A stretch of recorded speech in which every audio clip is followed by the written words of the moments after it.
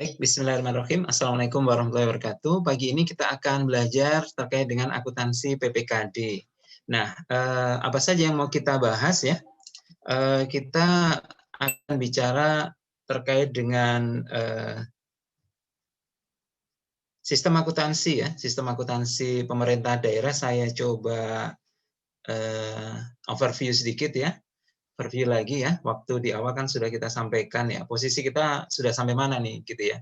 Terus kemudian nanti kita lanjutkan ke bahasan terkait dengan akuntansi PPKD itu sendiri. Nah, di akuntansi PPKD itu nanti kita akan bahas 5 atribut sama seperti kita bicara akuntansi SKPD.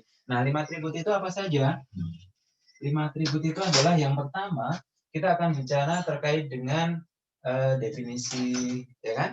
Terus kemudian, jadi PPKD itu apa sih? Siapa sih? Gitu kan? Itu pengertian ya. Pengertian PPKD itu apa? Terus kemudian nanti kita bicara akuntansinya yang ada di PPKD itu kan ada akuntansi mulai dari pendapatan, belanja dan beban, kemudian juga aset gitu ya. Nanti saya ingin menyampaikan fokusnya adalah ke perbedaannya apa sih sebenarnya gitu ya. Yang menjadi beda dari akuntansi PPKD terhadap akuntansi SKPD. Bedanya di mana? Gitu ya, akuntansi PPKD dan SKPD. Jadi nanti saya akan fokus ke membahas yang bedanya gitu ya. Karena yang akuntansi SKPD teman-teman semua sudah menguasai ya. Nah, kita mulai dari bahasan yang pertama. Kita sudah sampai posisinya di mana sih ya? Di sini bisa dilihat ya. Kita sudah di posisi apa namanya akuntansi PPKD.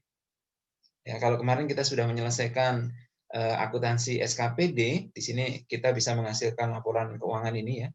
Sebenarnya ada berapa nih? 5 ya. Nah, betul nih. LRA, LO, LPE, dan neraca serta CALK. Gitu ya. Tapi kemarin kita fokus ke 4 ya. LRA, LO, LPE, dan neraca. Nah, sedangkan untuk PPKD nanti juga sebenarnya ini kenapa Pak Andi ada 2 cabang gitu. Karena nanti kita akan bahas ya di definisi atau pengertian PPKD. Jadi PPKD itu punya 2 kaki teman-teman ya. PPKD itu punya 2 kaki. Kaki yang pertama adalah selaku SKPD biasa sebenarnya. Kemudian kaki yang kedua adalah selaku mewakili Pemda, gitu ya. Nah, berarti nanti yang selaku SKPD biasa, karena sebagai SKPD ini kan ada transaksi pendapatan, ada transaksi belanja, belanja juga cuma belanja pegawai, barang, kemudian belanja modal, gitu ya. Tapi nanti juga kita bicara akuntansi PPKD selaku mewakili Pemda. Nah, nanti mungkin fokus kita di pembahasan kita kali ini adalah terkait dengan mewakili Pemda, sebagai mewakili Pemda atau selaku BUD lah ya, yang mewakili Pemda. Nanti pendapatannya juga yang mewakili Pemda itu pendapatan apa saja. Kemudian belanja yang mewakili Pemda itu belanja apa saja. Jadi nanti kita fokusnya ke sana. Nah, di sini kalau sebagai SKPD biasa, laporan keuangannya itu sama persis dengan SKPD biasa. Jadi ada LRA, LO, LPE, neraca, dan CLK. Ini sama persis. Nah, sebagai mewakili Pemda, nantinya PPKD itu juga sebagai konsolidator atau mengkonsolidasi baik laporan SKPD, seluruh SKPD. Jadi kalau di satu Pemda itu ada 50 SKPD ya, maka 50 SKPD ditambah dengan PPKD gitu ya. Ini termasuk SKPD berarti ya, selaku SKPD ya. Nanti ada selaku PPKD. Nah, digabung semua laporan itu jadilah laporan keuangan pemerintah daerah. Gitu. Jadi karena PPKD selaku konsolidator. Makanya di pembahasan kita kali ini adalah kita fokus ke akuntansi PPKD-nya dulu. Ya, baru di pertemuan berikutnya nanti kita bicara bagaimana mengkonsolidasi laporan keuangan SKPD dan laporan keuangan PPKD.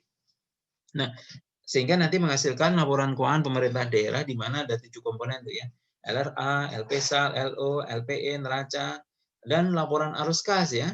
Jadi bedanya apa dengan SKPD? Ada namanya laporan perubahan sal dan laporan arus kas. Itu bedanya ya. Bedanya dengan laporan keuangan SKPD.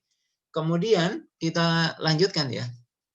Apa yang menjadi pembahasan kita pertama terkait dengan akuntansi PPKD? Nah, ini bisa kita bandingkan struktur anggaran. Nah, sebagaimana sudah saya sampaikan bahwa di akuntansi keuangan pemerintah itu merealisasikan apa yang sudah dianggarkan gitu. Jadi kata kuncinya adalah kita harus memahami harus memahami struktur anggaran yang ada di PPKD. Nah, kita bisa lihat ya. Nah, ini saya coba bandingkan struktur anggaran PPKD yang selaku mewakili Pemda. Kita bandingkan dengan SKPD. Nah, coba dilihat di sini. Ini ada anggaran SKPD, ada pendapatan asli daerah dan belanja. Nah, ini strukturnya masih pakai Permendagri 13 ya. Terkait dengan apa namanya? Kodifikasi anggaran itu masih mengacu ke sini karena belum ada perubahan ya.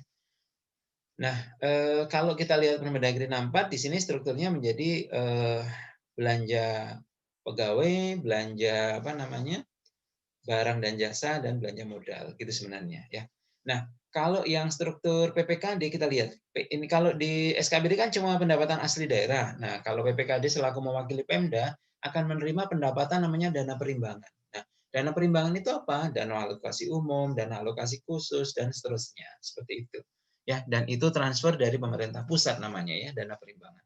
Nah, kemudian juga akan ada lain-lain pendapatan daerah yang sah. Gitu ya. Pendapatan layanan, misalkan investasi di deposito akan dapat jasa giro. Nah, masuk di lain-lain pendapatan daerah yang sah. Seperti itu ya, teman-teman ya.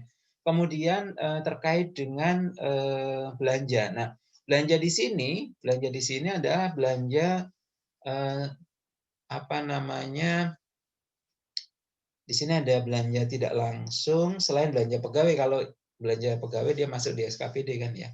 Ada belanja langsung dan ada pembiayaan. Nah, di sini mungkin nanti akan ada belanja hibah, belanja subsidi, belanja bantuan sosial gitu ya.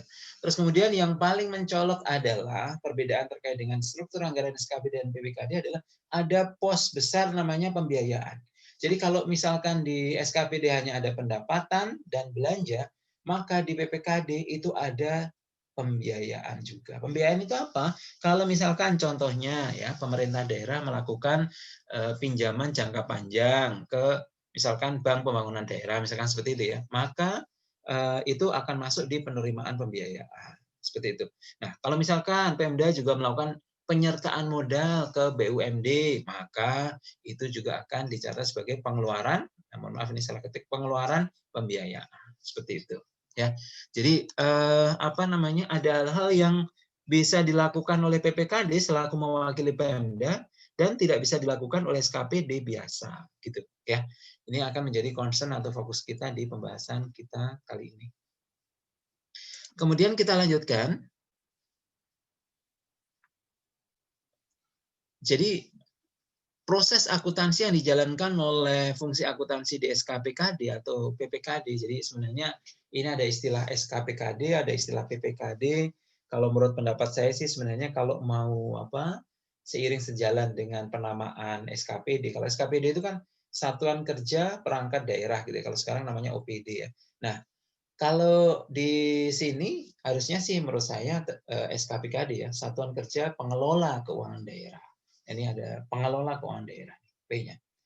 Nah, tetapi di peraturan itu, di Permendagri 64 itu masih menggunakan istilah PPKD. Padahal ini kepanjangannya kan Pejabat Pengelola Keuangan Daerah. Jadi sebenarnya tidak apple to apple ya, gitu. Tapi nggak ada masalah ya. Yang penting kita paham bahwa SKPKD itu PPKD, bahwa PPKD itu SKPKD sebenarnya seperti itu. Ya. Jadi proses akuntansi yang dijalankan oleh SKPKD atau BPKD itu mencatat transaksi pelaksanaan anggaran PPKD selaku BUD dan transaksi resiprokal antara BUD dan SKPD seperti itu. Nah, jadi punya dua kaki gitu. Nah, untuk dokumen sumber ini nanti bisa sebagai bahan bacaan aja ya. Ini sebenarnya hampir sama ya terkait dengan bukti-bukti transaksi yang ada ya. Jadi ada namanya surat tanda bukti transfer pembayaran, ada namanya SPP, SPM, SP2D gitu ya. Jadi sama sebenarnya. Ini tidak perlu dihafal ya, sekedar tahu saja gitu. Nanti ketika di proses transaksi nanti akan disampaikan dokumen yang digunakan untuk sebagai dasar pencatatan apa gitu. Nah, kita lanjutkan terkait dengan sistem akuntansi PPKD. Nah, sebenarnya sama persis ya sistem akuntansi PPKD dan sistem akuntansi SKPD. Jadi akan ada pencatatan jurnal anggaran ya berbasis kas dan akan ada pencatatan jurnal akrual ya atau finansial ya berbasis akrual gitu. Jadi di sini ada subsistem akuntansi pelaksanaan anggaran dan subsistem akuntansi keuangan. Ini yang dinamakan dengan jurnal finansial ini ya, yang bawah ini. Yang atas namanya jurnal pelaksanaan anggaran. Gitu ya. Seperti itu. Mungkin ini peletakannya bisa yang akrual di atas kali ya. Karena memang secara default ini akuntansi itu akan dicatat jurnal akrualnya atau finansialnya. Baru ketika melibatkan kas dan melibatkan akun-akun LRA, baru dibuatlah jurnal realisasi pelaksanaan anggaran. Gitu ya. Oke. Kita lanjutkan. Nah, ini di sini kita bicara terkait dengan PPKD ya. Ini kita fokus ke jurnal-jurnalnya dulu aja ya kalau gitu ya. Nanti terkait dengan kebijakan ya.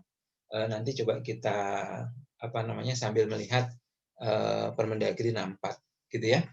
Nah, jurnal akuntansi yang ada di PPKD itu dimulai dari jurnal anggaran. Nah, jurnalnya sebenarnya sama persis dengan jurnal di SKPD, cuma nanti akan ada penambahan. Penambahannya apa? Yaitu adanya estimasi penerimaan pembiayaan dan adanya apropriasi pengeluaran pembiayaan.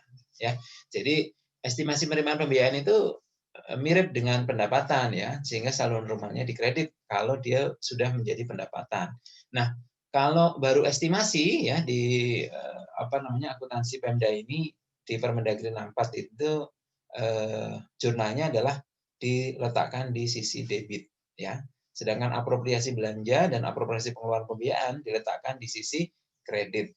Nah, selisih di antara empat hal ini itu dicatat di estimasi perubahan sah.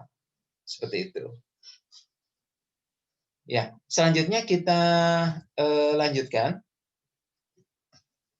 Ya, di sini untuk jurnal akuntansi PPKD, misalkan contoh ya, di sini kalau kita mencatat transaksi PPKD, itu kita harus pertama terkait dengan konsep atau prinsip bahwa kalau semua transaksi itu ya, semua transaksi itu memang secara default itu harus dicatat jurnal akrualnya, gitu ya. Itu menjadi prinsip pertama tuh. Nah, bagaimana kalau transaksi itu melibatkan kas dan melibatkan akun-akun LRA, maka selain jurnal jurnal akrual atau finansial juga perlu dibuat jurnal basis kas, gitu ya. Nah, misalkan kita mau mencatat pendapatan ya, dana alokasi umum atau dana perimbangan gitu ya, atau lain-lain pendapatan daerah yang sah. Maka kalau sudah melibatkan kas dan menyangkut LRA, maka dua-duanya jurnalnya dibuat gitu ya. Nah, jadi ini jurnal standar untuk mencatat penerimaan pendapatan BPKD ya. Jadi kalau kita menerima pendapatan ya, misalkan DAU gitu ya, misalkan di sini ada pendapatan DAU. Nah, maka di jurnal finansial kita tulis kas di kasda bertambah, pendapatan DAU bertambah. LO ya, karena ini finansial dulu gitu. Nah, di sini kita menggunakan kas di kasda ya. Jadi kas di kasda. Jadi kita menggunakan akun kas di kasda ini karena ini kita menyangkut atau mewakili Pemda ketika menerima DAU ini. Gitu ya. Jadi untuk di PPKD selaku mewakili Pemda itu punya satu akun kas namanya kas di kas daerah atau disingkat kas di kasda. Sedangkan kalau di SKPD kemarin kan kita mengenal dua akun terkait dengan kas kan.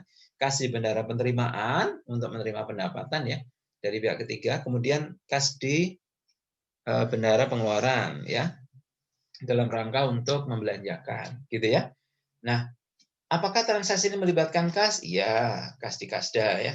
Kemudian apakah melibatkan akun-akun LRA? Iya, ini pendapatan. Sehingga perlu kita buat jurnal pelaksanaan anggaran, estimasi perubahan sal pada pendapatan. Gitu ya. Jadi sama seperti SKPD sebenarnya, cuma akunnya saja nih. Ini ada istilah kas di kasda gitu ya, yang membedakan dengan SKPD gitu. Ya kalau SKPD mungkin di sini ada kas di bendara penerimaan gitu ya. Kalau di store berarti RK. Nah, gitu kan, RK BPKD gitu ya kemarin ya. Nah, kalau ini langsung ke kas di kas daerah. Seperti itu. karena mewakili Pemda. Ini aja.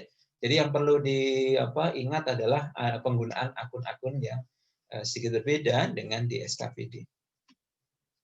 Nah, ini ada contoh misalkan ya kita mencatat pendapatan tetapi masih dalam bentuk piutang. Ya.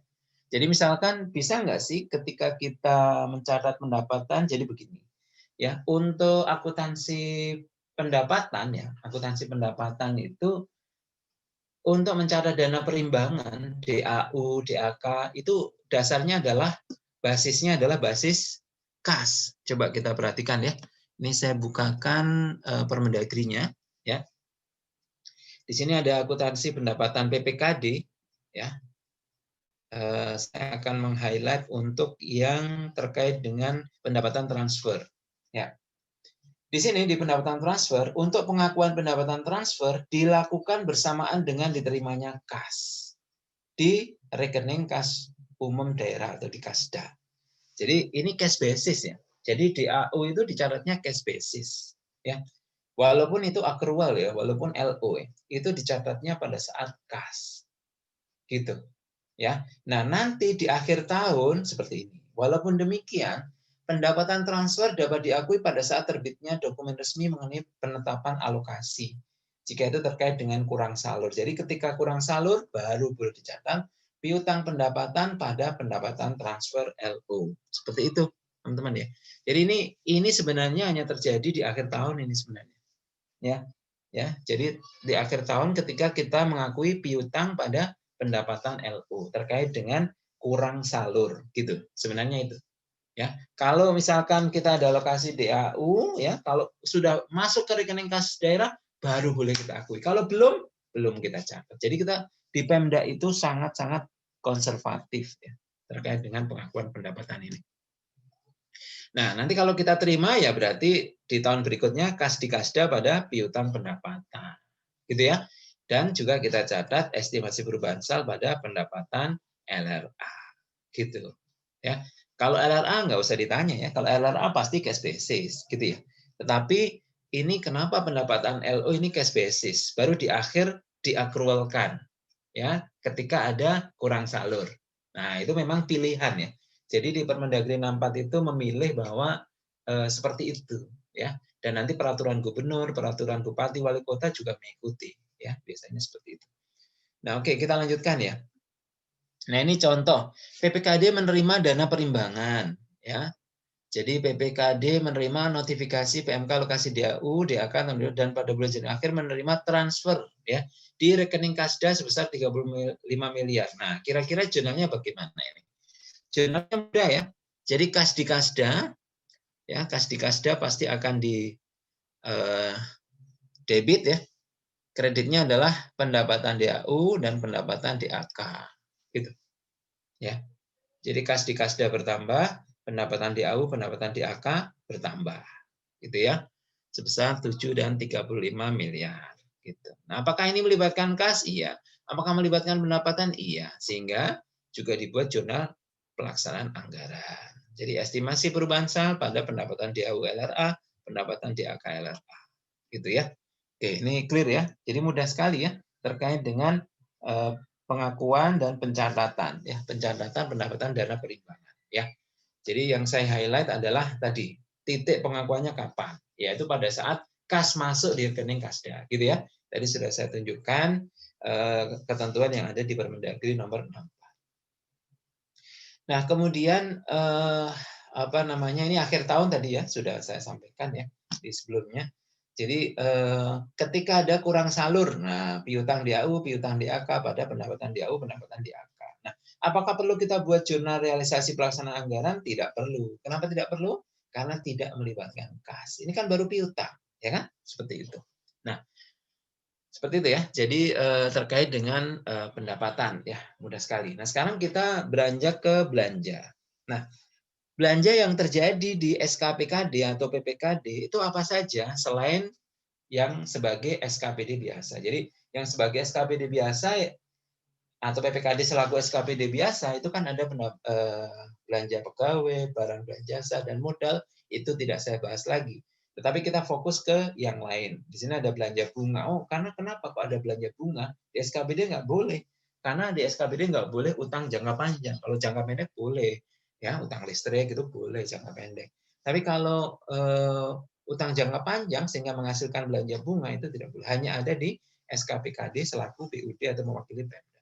Jadi di sini belanja bunga, belanja subsidi itu juga sebagai mewakili Pemda, hibah gitu ya, bagi hasil, bantuan keuangan dan tak terduga. Nah, mekanisme belanjanya juga sama ya. Ada 2 pencatatan ya. Nah, yang secara default itu adalah jurnal akrual atau finansial. Kemudian kalau melibatkan kas dan akun-akun belanja, maka perlu dibuat jurnal realisasi pelaksanaan anggaran. Oke, seperti itu ya. Nah, sekarang kita coba bahas ini terkait jurnal-jurnalnya. Nanti terkait dengan kebijakan ya, titik pengakuan nanti saya akan perlihatkan di Permendagrinya secara langsung ya. Di sini di slide ini saya hanya menuliskan contoh-contoh jurnalnya saja karena untuk nanti praktek ya. Saya ingin mencoba untuk pendekatan baru ya, kita coba praktek dulu jurnal gitu. Nanti baru kita coba lihat ya. Sambil kita lihat di Permendagri 64-nya. Nah, ini contoh pencatatan jurnal ya. Jadi kalau misalkan kita ada beban atau belanja, maka mencatatnya beban pada kas di Kasda. Ini adalah jurnal finansial. Ya. Kemudian yang di bawah ini adalah jurnal realisasi anggaran. Gitu ya, untuk jurnal anggaran. Pelaksanaan anggaran ya. Jadi ini merupakan jurnal default-nya ya, atau contoh template jurnalnya. Ya, kalau default-nya kan finansial saja ya. Tapi ini template ya, kalau lengkap ya, melibatkan kas dan melibatkan belanja, maka 2 jurnal ini dibuat. Nah, kemudian kita lihat contohnya. Dan di sini ada contoh akuntansi belanja, misalkan belanja di SKPKD namanya subsidi. Misalkan Badan Pengelola Keuangan Daerah atau DPKAD, Dinas Pengelolaan Keuangan dan Aset Daerah, biasanya namanya bisa BPKAD atau ini BPKD ya. Ini biasanya ada A-nya nih, BPKAD atau DPKAD ya. Melakukan pembayaran subsidi ke PDAM atau BUMD ya, 350 juta. Nah, bisa aja nanti kita menjurnal finansial. Misalkan kita catat beban subsidi pada kas di Kasda. Ya, mudah sekali. Ini melibatkan kas dan melibatkan akun belanja. Maka kita catat juga belanja subsidi pada estimasi perubahan saham. Nah, seperti itu ya. Mudah sekali ini ya. Beban pada kas. Nah, gitu kan ya. Ini belanja pada estimasi perubahan saham. Oke. Clear ya? Mudah banget ini.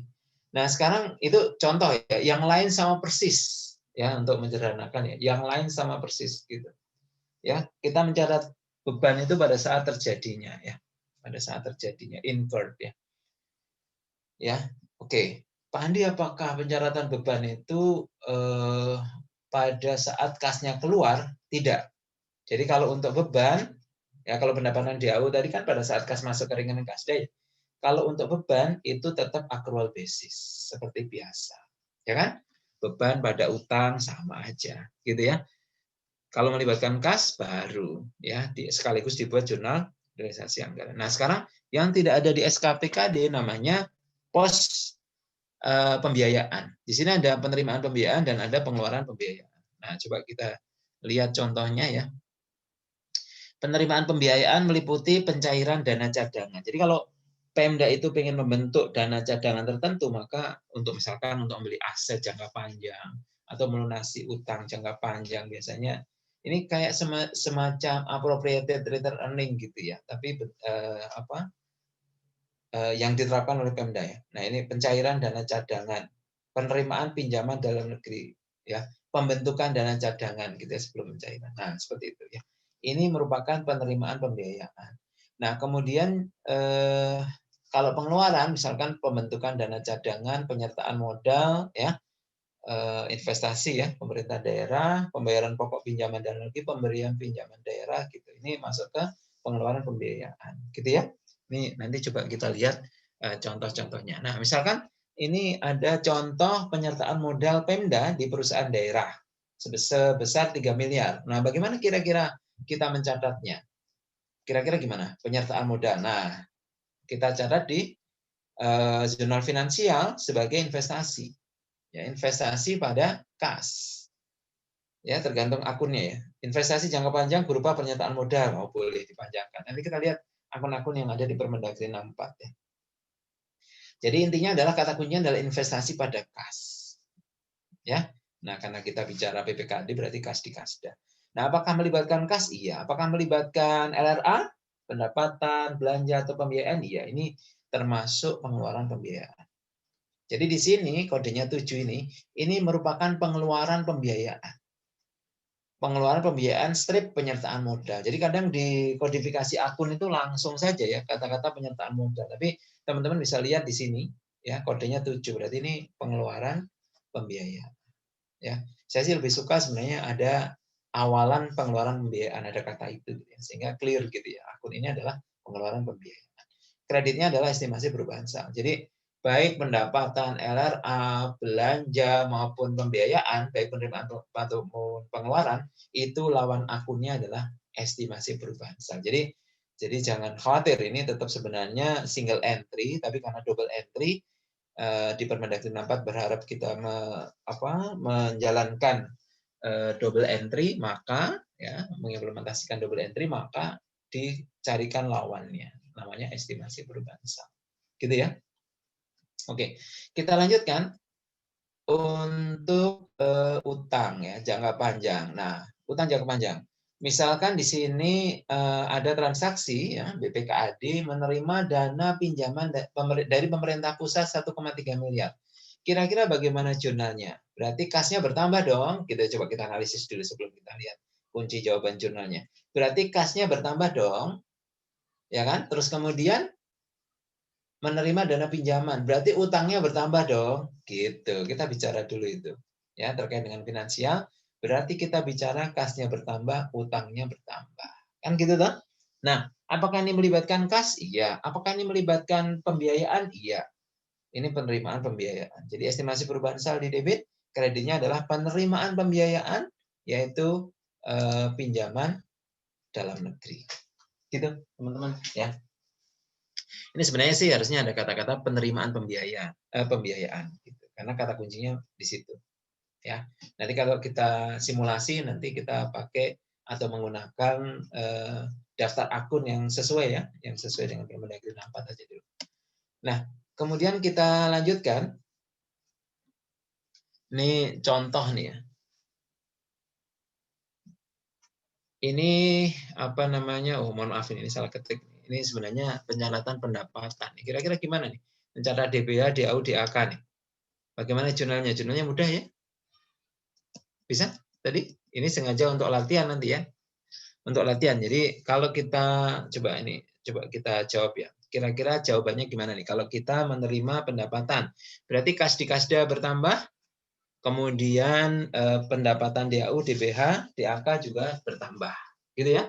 Apakah melibatkan kas dan akun-akun pendapatan? Iya, sehingga perlu juga dibuat jurnal realisasi anggaran ya. Jadi estimasi perubahan sal pada pendapatan DBH, pendapatan DAU, pendapatan DAK, LRA. Gitu ya. Dikasih akhiran LRA.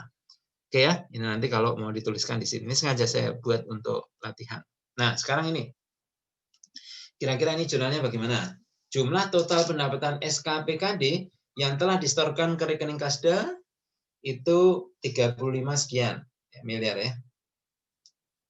Jadi SKPD nyetor ke kita selaku BUD atau selaku SKPKD. Nah, tinggal transfer uang saja. Kita tidak mencatat pendapatan karena pendapatan ini dicatat oleh SKPD. Ya, kita hanya menerima transfer dari SKPD. Kita PPKD selaku mewakili Pemda. Sehingga jurnalnya adalah kas di kasda bertambah. Ya, kreditnya adalah dari mana kas itu? Dari rekening kasnya SKPD. Jadi kas di kasdanya bertambah di debit, rekening kas SKPD atau RK SKPD, saya boleh singkat dengan RK itu rekening kas ya. Nah, sebenarnya sih rekening kantor ya, tapi kita boleh untuk memudahkan. Jadi RK SKPD dikredit. Seperti itu jawabannya ya terkait dengan ini. Ini transfer uang saja kalau itu. Nah ini ada contoh lain lagi nih. jumlah total SP2DLS yang diterbitkan kepada seluruh SKPD. Jadi misalkan awal tahun atau ini LS ya. LS itu misalkan ada pengajuan ya, pertanggungjawaban belanja ya. Pengajuan SP2DLS. Nah, maka ketika ada pengajuan jadi SKPD itu kan belanja, misalkan belanja aset gitu ya. Kemudian secara langsung berarti yang bayar kan kita selaku PPKD ya, dokumennya dikasih ke kita, maka kita terbitkan SP2D LS. Nah, sehingga ini transfer uang saja.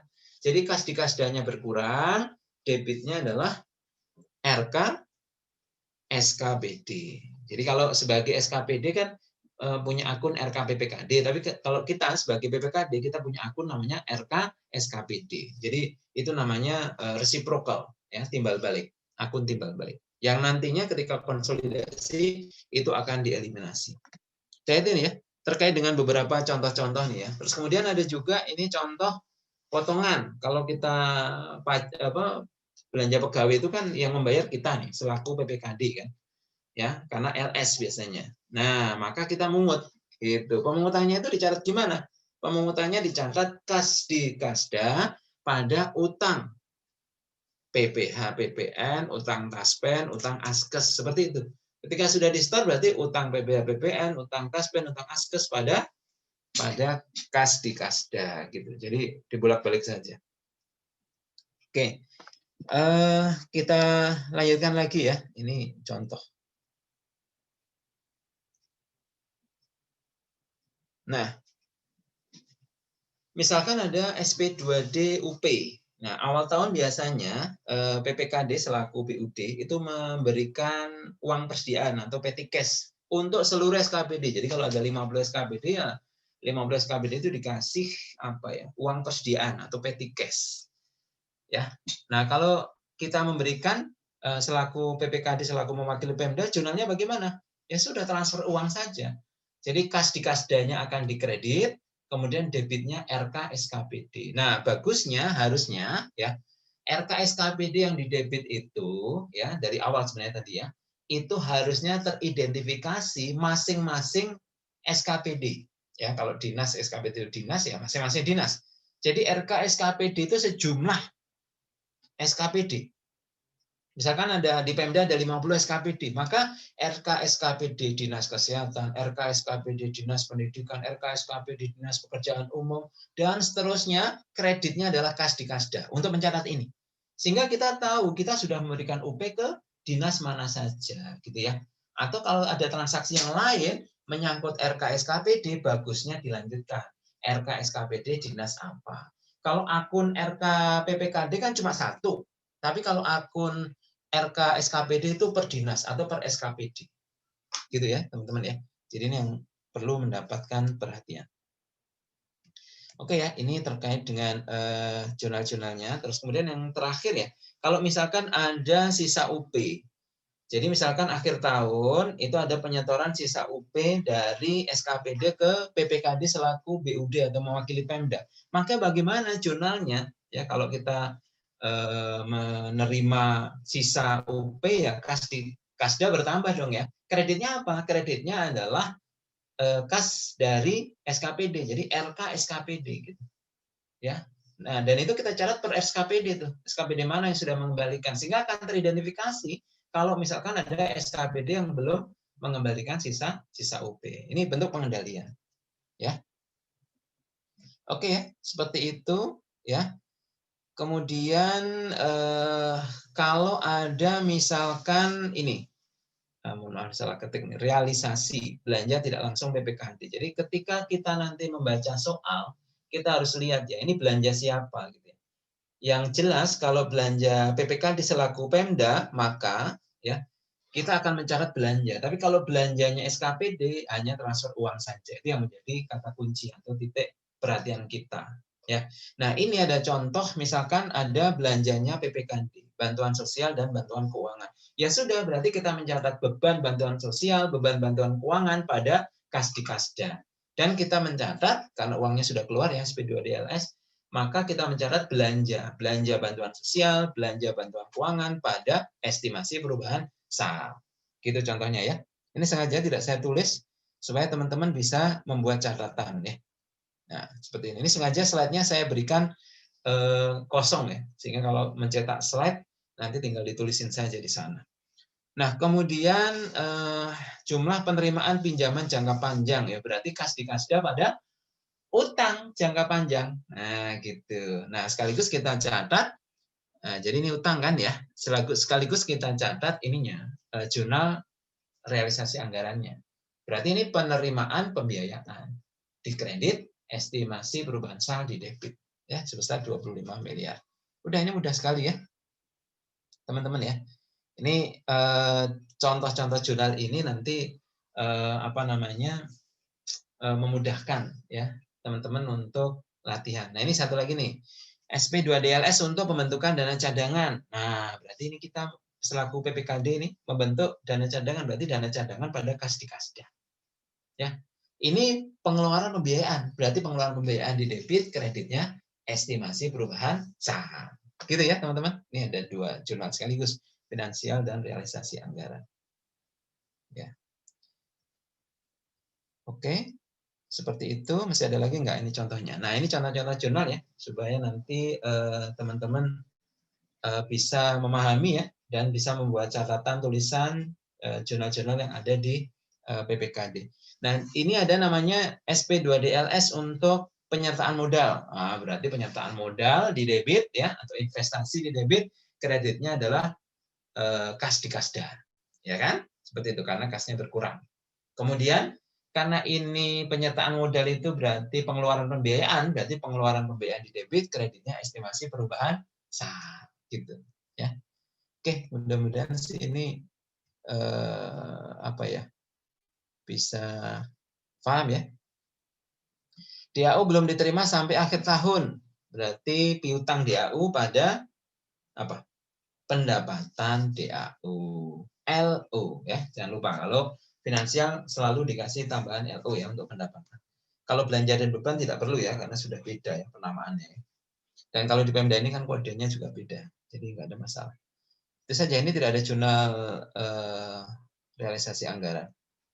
Beban bunga yang terutang, ya beban bunga pada utang bunga, ini penyesuaian ya. Ada lagi? Sudah. Itu ya, jadi teman-teman terkait dengan contoh-contoh jurnal yang ada di PPKD ya. Jadi mudah-mudahan ini bisa memberikan pemahaman kepada kita. Kalau yang lain sebenarnya pada intinya prinsipnya sama ya. Ini coba kita lihat ya. Yang pedoman, yang terkait dengan aset ini bicara terkait dengan investasi gitu ya. Ini bahan bacaan saja. Ya, tadinya mau saya jelaskan tapi sepertinya ini simple menurut saya. Kewajiban juga sama ya.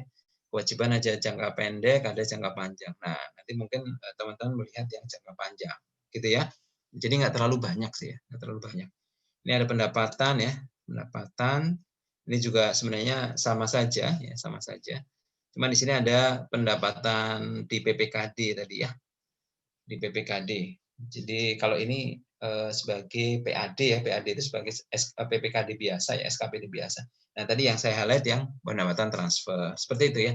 Nah, ini pembiayaan ini juga ini bahan bacaan aja. Cuma sedikit sih ya. Jadi yang namanya pembiayaan itu adalah cash basis. Ya, karena adanya di laporan realisasi anggaran. Sehingga di sini pasti cash basis. Ya, pada saat diterima pada rekening kas umum daerah, pada saat dikeluarkan di rekening umum kas daerah. Udah gitu aja. Ya, gitu. Jadi semua yang masuk di laporan realisasi anggaran itu cash basis. Semua yang di laporan operasional dan neraca itu accrual basis. Kecuali tadi ya, ada pengecualian yang tadi sengaja saya highlight ya. Cuma satu aja tadi, terkait dengan pendapatan transfer tadi. Pendapatan transfer tadi. Bahwa cash basis sebenarnya. Untuk kurang salur baru accrual basis. Baik, itu saja teman-teman ya. Semoga bermanfaat ya apa yang sudah saya sampaikan terkait dengan akuntansi PPKD. Selanjutnya nanti kita habis ini kita coba latihan simulasi. Formnya sudah saya sediakan di situs, bisa diunduh dan nanti coba kita kerjakan sama-sama. Terima kasih banyak. Assalamualaikum warahmatullahi wabarakatuh.